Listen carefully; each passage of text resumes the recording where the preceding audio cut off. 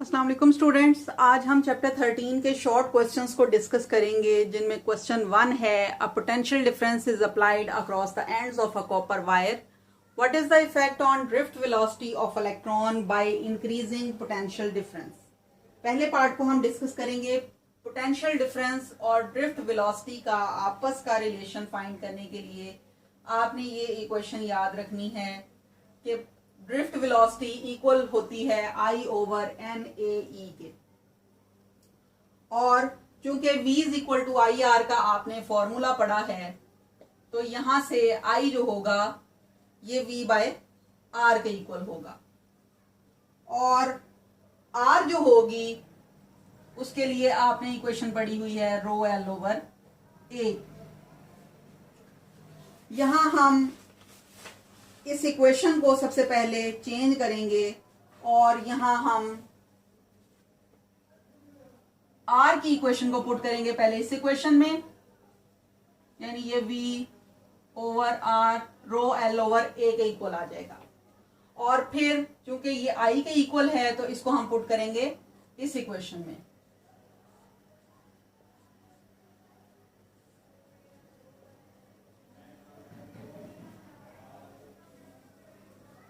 अब यहां ए और ए आपस में कैंसल हो जाएंगे और बाकी इक्वेशन हमारे पास बच जाएगी v ओवर एन ई रो और एल।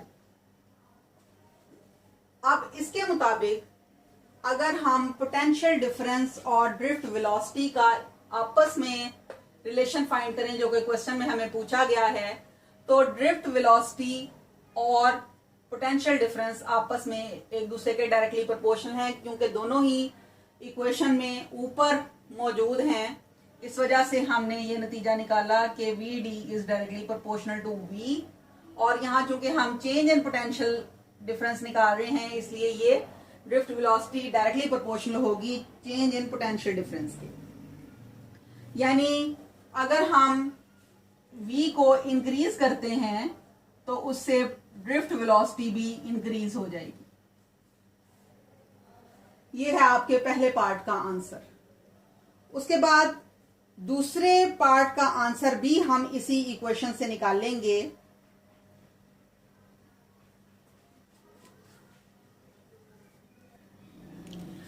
क्योंकि इस फॉर्मूले में आपको लेंथ और टेम्परेचर दोनों का ही रिलेशन दिया गया है। इस इक्वेशन में से अगर आप लेंथ के साथ इसका रिलेशन देखें तो ड्रिफ्ट वेलोसिटी इनवर्सली प्रोपोर्शनल होगी लेंथ के। यानी अगर आप लेंथ को डिक्रीज कर रहे हैं तो ड्रिफ्ट वेलोसिटी इंक्रीज करेगी। उसके बाद टेम्परेचर जिस चीज पे इफेक्ट करेगा वो है ये डेंसिटी, यानी टेम्परेचर के इंक्रीज या डिक्रीज करने से ये डेंसिटी चेंज होगी और उसकी वजह से ये ड्रिफ्ट वेलोसिटी चेंज होगी। इसलिए हम इसका रिलेशन देखते हैं कि ये चूंकि इनवर्सली प्रोपोर्शनल है, इस वजह से टेम्परेचर के डिक्रीज करने की वजह से ड्रिफ्ट वेलोसिटी इंक्रीज कर जाती है।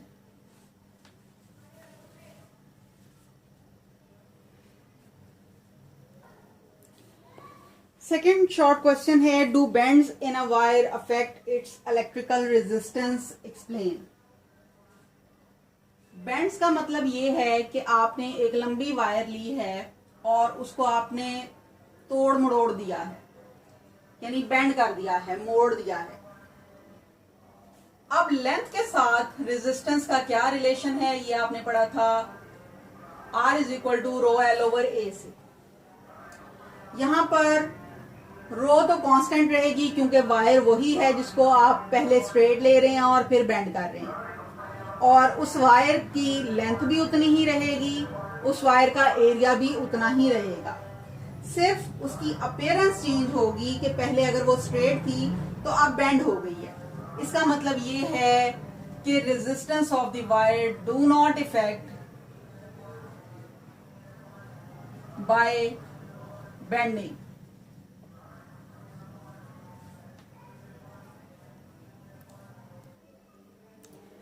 इस क्वेश्चन का आंसर आप इस तरह से लिखेंगे, as we know that R is equal to rho L over A, where L is the length of wire, A is the area of wire, and rho is the resistivity which depend upon the nature of the conductor. And this equation shows the resistance of the conductor depends upon nature and geometry of the conductor. So bends in wire do not affect its resistance. Question number 3 में आपको दो resistances दी गई हैं जिनकी resistance की value calculate करने के लिए कहा गया है, और इसके साथ साथ आपने टॉलरेंस को डिफाइन करना है और उसको एक्सप्लेन करना है। सबसे पहले हम ए पार्ट की रेजिस्टेंस को कैलकुलेट करेंगे, जिसमें फर्स्ट बैंड है ब्राउन, और ब्राउन को हम रिप्रेजेंट करते हैं, इसके लिए आपको फॉर्मूला बताया गया था B B Roy Bose Britain via Germany west.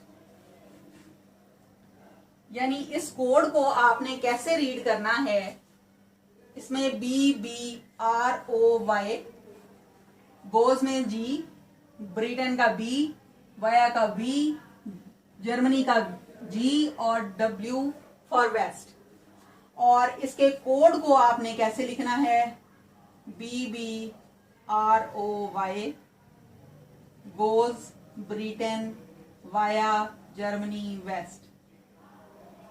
Colour code इस तरह से होगा 0 1 2 3 4 5 6 7 8 9। ये डिजिट्स आपने याद रखने हैं। अब चूंकि पहला बैंड आपके पास है ब्राउन, दूसरा है ग्रीन, तीसरा है रेड और आखिरी है गोल्ड। अब ये आपने पिछला टॉपिक जरा जहन में रखना है कि पहला बैंड पहला डिजिट देता है, ब्राउन है, ये होगा black, brown, red, orange, yellow, green, blue, violet, grey और वाइट। इसको आपने याद रखना है। अब ब्राउन की वैल्यू है 1, ग्रीन देगा आपको सेकंड बैंड सेकंड डिजिट देगा, तो ग्रीन की वैल्यू है आपके पास 5। तीसरा बैंड आपको देगा मल्टीप्लायर की वैल्यू यानी 10 की पावर, तो रेड के लिए वैल्यू है 2, इसका मतलब है ये 10⁻² होगा। और आखिर में जो गोल्ड बैंड है ये आपको टॉलरेंस बताएगा, और गोल्ड बैंड के लिए टॉलरेंस की वैल्यू थी 5%, जबकि अगर ये बैंड सिल्वर होगा तो इसके लिए आपके पास वैल्यू होगी 10%। और अगर यहाँ कोई बैंड नहीं होगा तो फिर इसका मतलब ये है कि ये ±20% होगी। अब यहां पर आपने इस वैल्यू को इकट्ठा करके लिख लेना है, पहला डिजिट, दूसरा डिजिट, मल्टीप्लायर और ±5%। ये 10⁻² का मतलब है कि आपने इसको 100 के साथ मल्टीप्लाई कर दिया है, यानी 2 जीरोस के साथ मल्टीप्लाई कर दिया है, तो ये वैल्यू बनी 1500 और ये है ±5%।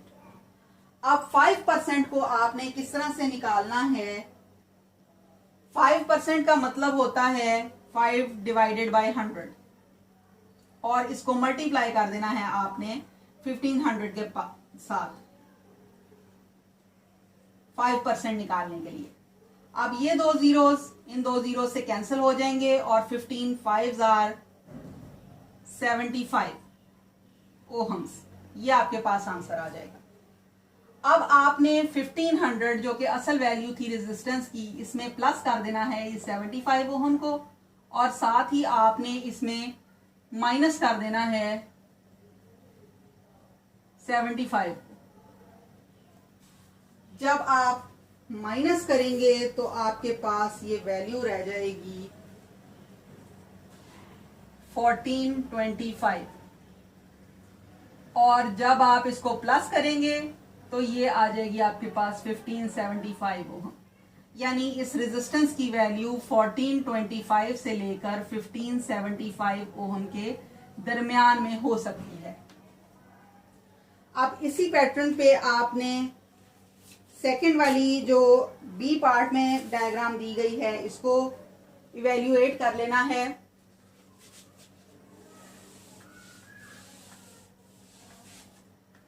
इसके लिए आपके पास पहला बैंड है येलो, दूसरा है वाइट, थर्ड है ऑरेंज और फोर्थ है सिल्वर।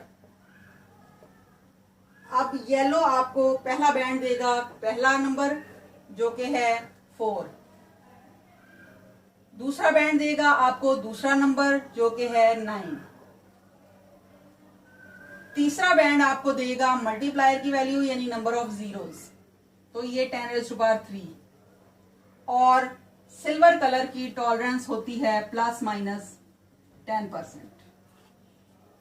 अब इनको इकट्ठा करके जब आप लिखेंगे तो ये बन जाएगा 49,000, यानी 3 जीरोस मैंने यहां पर लगा दिए हैं, और प्लस माइनस आपने 10% करना है। उसके लिए आपको पहले 10% निकालना पड़ेगा, और 10% निकालने के लिए आपने मल्टीप्लाई करना है इसको 10/100 के साथ। दो जीरोस के साथ कैंसिल, और बाकी बचा आपके पास 4900 10 के साथ मल्टीप्लाई करके। अब 4900 को आपने असल वैल्यू जो 49,000 थी उसमें माइनस भी कर देना है, और उसमें आपने इसको प्लस भी कर देना है। जब आप इसको माइनस करेंगे तो ये वैल्यू आपके पास आ जाएगी 009,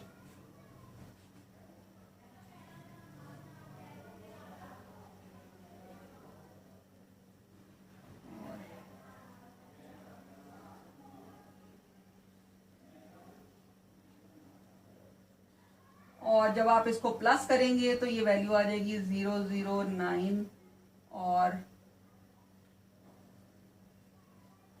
53900।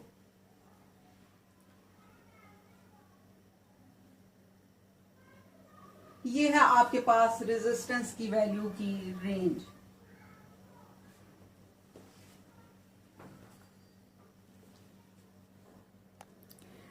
लेकिन आपसे चूंकि यहां पर सिर्फ रेजिस्टेंस की वैल्यू पूछी गई है, तो अगर आप इसको यहां तक ही खत्म कर दें कि ये 49,000 ±10% ओहम्स इसकी वैल्यू है रेजिस्टेंस की, तब भी ये आंसर इनफ होगा। अगर आप इसको मजीद एक्सप्लेन करना चाहते हैं तो फिर आप इसकी रेंज को कैलकुलेट कर लेंगे। क्वेश्चन नंबर 4 है, why does the resistance of a conductor rise with temperature. इसकी रीजन आप टेम्परेचर कोएफिशिएंट ऑफ रेजिस्टेंस वाले टॉपिक में पढ़ चुके हैं कि रेजिस्टेंस चूंकि ऑपोजिशन होती है to the flow of current, तो ऑपोजिशन की वजह हमने पहले फाइंड करनी है कि ये क्यों होती है। कंडक्टर का एक छोटा सा पीस कंसीडर करेंगे और उसके अंदर ये एटम्स जो हैं मौजूद हैं जो कि फिक्स्ड स्टेट में हैं, यानी ये खुद मूव नहीं कर रहे लेकिन अपनी जगह पर खड़े खड़े ये वाइब्रेट कर रहे हैं, यानी इनमें सिर्फ वाइब्रेशनल मोशन हो सकती है। अब जब फ्री इलेक्ट्रॉन्स इनके अंदर से गुजरेंगे खाली रास्तों से, तो ये इस तरह से होंगे, यानी कंडक्टर के एटम्स के साथ इनका कोलिजन होगा ड्यूरिंग देयर मोशन, और जैसे ही हम टेम्परेचर को इंक्रीज करेंगे तो इन एटम्स का एम्पलीट्यूड ऑफ वाइब्रेशन बढ़ जाएगा, और जैसे ही इनका एम्पलीट्यूड ऑफ वाइब्रेशन बढ़ जाएगा तो इन फ्री इलेक्ट्रॉन्स की possibility of collision with these atoms बढ़ जाएगी। इसकी वजह से opposition to the flow of current बढ़ेगी, और हम कहेंगे कि resistance of the conductor is risen. इसका आंसर आप कुछ इस तरह से लिखेंगे, the resistance is the measure of the opposition to the motion of free electrons due to their continuous collision with atoms of the conductor, With increase in temperature, atoms vibrate with larger amplitude and chance of their collision with free electrons increases. This results in the increase of resistance of the conductor. According to the equation, RT is equal to R naught 1 plus alpha T. Question number 5 है, what are the difficulties in testing whether the filament of a lighted bulb obey Ohm's law? Ohm's law की statement में हमने पढ़ा था कि I current directly proportional होता है potential difference के, और अगर हम इसको इक्वेशन की फॉर्म में लिखें तो ये लिखी जाएगी V is equal to I R की फॉर्म में। और इसके लिए नेसेसरी कंडीशन ये थी कि temperature of the conductor should remain constant. लेकिन लाइट बल्ब के केस में ऐसा मुमकिन नहीं होता, बल्कि अगर आपने कभी एक्सपीरियंस किया हो तो फिलामेंट कुछ देर के बाद हीट अप हो जाता है, यानी बल्ब आपको गर्म होता हुआ महसूस होगा। इसकी वजह यह है कि temperature of the filament increases with the passage of current. जैसे जैसे उसके अंदर से करंट पास होता है वो हीट अप होता जाता है due to collision of free electrons with the atoms of the lattice. तो resistance of the bulb constant नहीं रहती बल्कि इंक्रीज कर जाती है, और इसकी वजह से ओहम्स लॉ ओबे नहीं हो पाता, क्योंकि ओहम्स लॉ के लिए कंडीशन ये है कि टेम्परेचर को भी कांस्टेंट रहना चाहिए और उसकी वजह से रेजिस्टेंस को भी कांस्टेंट रहना चाहिए। लेकिन ये दोनों चीजें in the case of filament of a lighted bulb constant नहीं रह पाती।